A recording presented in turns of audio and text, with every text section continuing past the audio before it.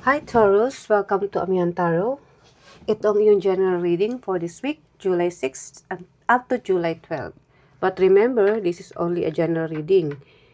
Pwede kang makarelate, pwedeng hindi. At this is only energies from the universe. So ikaw ay may free will, nasa sayo pa rin ang desisyon. At ito ay only message, kaya kunin mo lang ang para sa iyo. At kung sino man na napadaan sa aking channel, please subscribe, pakihit ang notification bell para ma-update ka sa susunod ko pang mga reading. At kung magugustuhan nyo po ang aking reading, please pakilike na rin po, share, and comment. So Taurus, ito ang iyong message from the universe for this week. July 6 to July 12, 2026. So let's start. Ang iyong overall energy, Six of Wands. Ang challenge mo ay the Fool. Hidden energy, the Strength.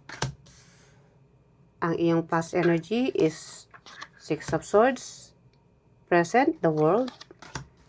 In the future, Four of Cups. Ang outcome, Ten of Swords. Ang iyong advice is Ace of Swords. Okay. Taurus. Ang iyong overall energy is Six of Wands, success. Victory. So, ang nakikita ko rito sa iyo ngayon is, yung energy mo is palaban.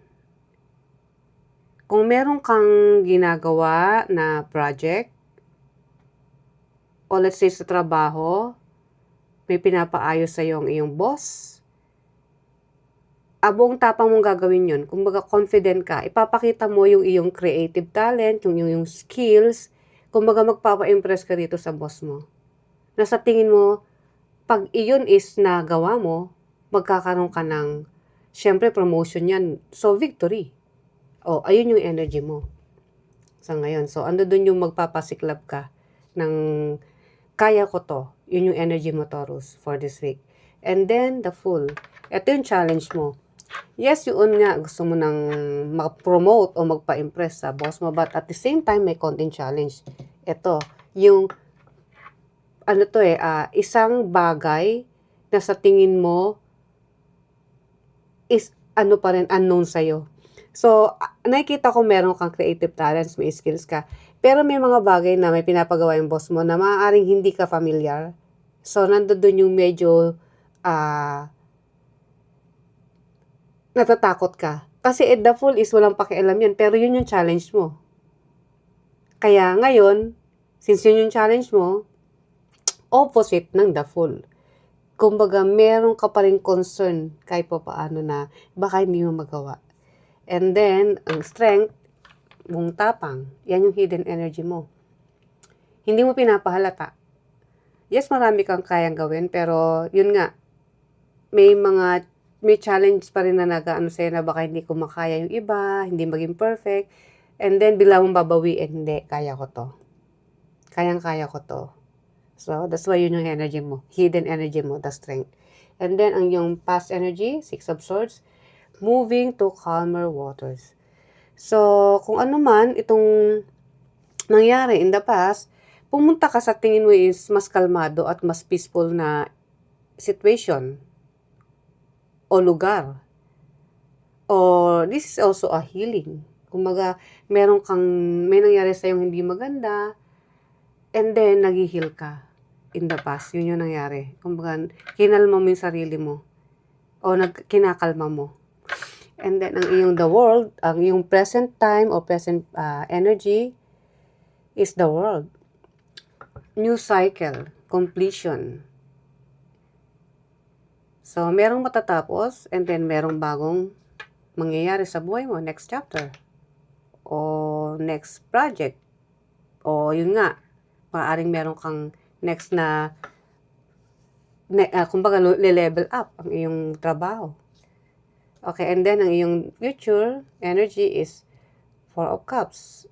At times, in the future, meron kang discontentment. Parang hindi ka masyadong masaya. Ewan ko kung saan, pero yun yung energy mo in the future. And then, Ten of Swords, ang iyong outcome. Ito yung sinasabi nilang dapang-dapa na. Kung ano man yung sakit naranasan mo, problema man yan, sa trabaho, sa pamilya, nasagad ka na. At ngayon, dahil nga the world, ang iyong present energy, gusto mo ng bago, na-complete na kung ano man yung past na yan, na nangyari na lahat. So, okay, move on na tayo, move forward. Kasi this is also a completion card, Ten of Swords. And then, ang iyong advice, Ace of Swords, new beginning. Kung ano yung gusto mong gawin, buong tapang gagawin mo yan. And siguro may kaya ano nito. Kasi this is also communication. O baka meron kang kakausapin. O ito yung mensahe ng universe na kung meron kang gustong i-clarify o kung gusto mo ng kung ano man yung clarity na gusto mo, just say it. Huwag kang mahiya. Sabihin mo kung ano man yung gusto mong mangyari. Okay, now, let's clarify. Taurus, o universe, ano po ang message kay Taurus for this week, July 6 to July 12? Marami, also, isa lang po ang aking clarification card. Six of Cups. Okay. Six of Cups. Six of Cups is ano yan yung mga nangyari in the past. O kumbaga, may mga alaala ka na hanggang ngayon, naiisip mo pa rin. Pero, Six of Cups is also tulungan. Okay. Ngayon, nagigets ko na. Nagpapa-impress ka sa boss mo, di ba? Yun ang sabi ko kanina. Yun yung energy mo ngayong this week. Ngayong week na to. So, dahil nga confident ka, ginagawa mo, pero, ando doon yung may tumutulong din sa'yo. So, hindi lang ikaw ang involved dito. Yes, nagpapa-impress ka, may gusto kang mangyari, gusto mo lumevel, but at the same time, merong tumutulong sa'yo. Hindi ko alam kung isa tong kasamahan mo na malapit sa'yo, sa trabaho, na nandiyan dyan para tulungan ka. So, maganda. Give and take, sabi nga nila. And then, ang iyong the Fool na challenge, kinlarify natin sa The Magician. Okay. The Magician is very creative person. Maraming kaalaman. Gusto niyang mamanifest ang isang bagay, ima-manifest niya yan. But since yan nga yung challenge mo ngayon, may mga bagay nga na gusto kang mangyari, pero napipigilan ka pa rin. Kahit pa paano. Dahil sa tingin mo, marami kang alam na gawin, pero baka mamaya meron pa palang ipagawa sa'yo na hindi mo magawa. Kasi kabaligtaran nga kasi nga this is your challenge, kabaligtaran. So, may mga energy kang ganun na para sa'yo, this week is challenge pa rin. Okay, ang hidden energy is strength.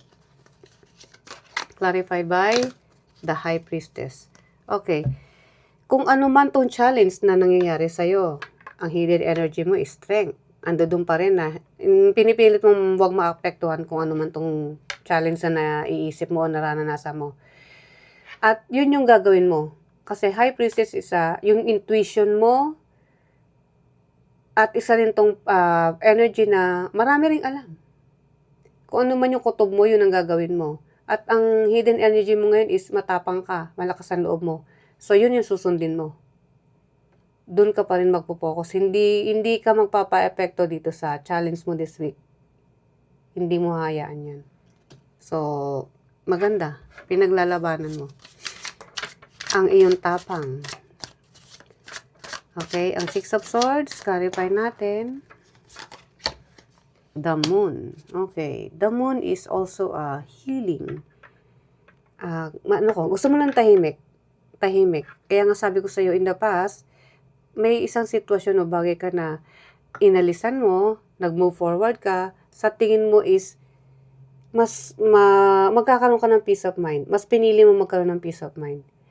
Kasi ito ring Moon is hidden ano yan, kumbaga unknown sa'yo, mga hidden secret, kumbaga hindi mo talaga alam, na itinatago sa'yo. So, kung ano man yun na, maaaring na may na-discover ka, hindi naman sinasabing, laging love life or love story, hindi. Maaaring meron ka isang sitwasyon, o meron ka isang kaibigan, na sa tingin mo, akala mo, lagi siyang totoo sa'yo. yung mga sinasabi niya sa'yo, pinapakita niya sa'yo, totoo. Pero ikaw yung tao na pag niloko o sa tingin mo, hindi nasasabi ng totoo, parang sa'yo, parang tinraidor ka, yun ang pakiramdam mo. O meron siyang naipakita na dating hindi niya naman ginagawa. Nakita mo na hindi mo nagustuhan. So, kung sino mang involved dito, kaibigan man yan, romantically o hindi, umiwas ka na. Kumbaga, parang na-discourage ka. Hindi mo, kumbaga, hindi na ganun yung ano mo sa kanya. Ayaw mo na ng ganung energy. Iniwasan mo na kung sino man tong tao na to o sitwasyon na to. Kasi hindi mo nagustuhan. Okay. The world clarified ba? Kasi lumitaw na the sun. Wow, happiness. Success. Sa success. Okay. Kung ano man tong the world o completion na natapos sa'yo, and then may panibago, may magandang outcome, Taurus. Kung may pinag-effortan ka o may pinag-e-effortan ka, kaya ngayon yung energy mo, ang ganda na magiging outcome niyan sa'yo. Success. At ito yung talaga magpapasaya sa'yo. Hindi lang sa'yo. Mag-ano to, pati yung mga tao sa buhay mo na malalapit sa'yo. Let's say, ano ka, single. Ngayon, ikaw yung breadwinner. Ikaw yung inaasahan ng mga magulang mo at mga kapatid mo. Itong pinag-e-effortan mo na trabaho ngayon na gusto mo magkaroon ng tagumpay o level up, mangyayari yan. Kasi may panibago ka eh. Panibagong ano to sa buhay mo. Improvement, development. At kinlarify pa ng the sun, which is maganda. Maganda tong ano na to. Magkakaroon ka ng ano rito, stability when it comes to money. Long term. At makakatulong to sa'yo. Hindi lang sa'yo, kundi sa pamilya mo. Okay, clarify natin. Ewan ko lang kung bakit meron tong 4 of Cups na to na hindi ka kontento. Kasi ngayon naman, maganda eh. Clarify, the sun eh. Okay, the devil. Okay. Oh, okay. Kung may inaalok sa'yo, na sa tingin mo hindi naman ganun kaganda. In the future ha, na magkukos sa'yo ng discontentment, sundin mo yung intuition mo. Kasi may ano rito eh. May mag-aalok sa'yo. Hindi ko alam kung involved to ha. Ano mo, iklaruhin mo maigi kung sa tingin mo mas makapapaganda sa'yo. Kasi yun ang goal mo eh, mapapaganda sa'yo eh. Kung merong ibang isasuggest yung boss mo na hindi mo alam at iaalok sa'yo, kasi ito kung ayaw mangyari na ma-discount na ano ka na ano man tawag dito, hindi kontento o ma-disappoint ka, sabihin mo agad sa boss mo kung ano yung mas maganda na outcome. Kasi baka ma-overpromise yung boss mo eh. Na puro okay, ito yung maganda. Ito yung gawin mo. But at the same time, meron pala siyang hindi sinasabi sa'yo. So, kaya pala ito ang ano ng universe. Ang advice is speak your truth. Kumbaga sabihin mo kung ano yung dapat mong sabihin. I-clarify mo kung anong dapat ano. Kung mayroon kang ano yun dito, pag-uusapan or agreement, kailangan klaro. Kailangan klaro kasi baka merong hidden agenda ng boss mo o isang sitwasyon sa buhay mo. I don't know kung sa sitwasyon mo ngayon to o merong in the future may mag-aalok sa yung tao ng isang bagay. Klaruhin mo maigi. Kaya ito, ina-advise ka rito ng universe. Although hindi ko pa kinaklarify kasi baka mamaya ano lang to, hindi naman pala ganun katotoo. Meron siyang hindi sinasabi. Pero yung pangako niya o yung ino-offer niya is akala mo totoo. No, tingnan mo maigi. Okay, 10 of Swords. Clarify natin yan. 5 of Swords. Okay, kung sino man itong sitwasyon o tao na nanakit sa'yo, Ito yung taong tinraidor ka. Tinulungan mo, but still tinraidor ka pa rin. Okay, now I know. Etong Six of Swords na gusto mo nang mag-heal o dun sa mas peace ka pupunta, dahil meron kang natuklasan na hindi mo talaga nagustuhan. At yun is konektado dito sa isang sitwasyon o tao na tinraidor ka. May ginawa to sa'yo, hindi ko lang alam kung ano na na-discover mo. Maaaring ichinismis ka sa ibang tao, matapos mo ituring na isang kaibigan, o isang tao na ayaw magpatalo at siniraan ka ng todo. At yun yung nag-cause sa'yo ng pain. Kasi pinagkatiwalaan mo eh. Hindi mo alam na siya pala yung sisira sa'yo.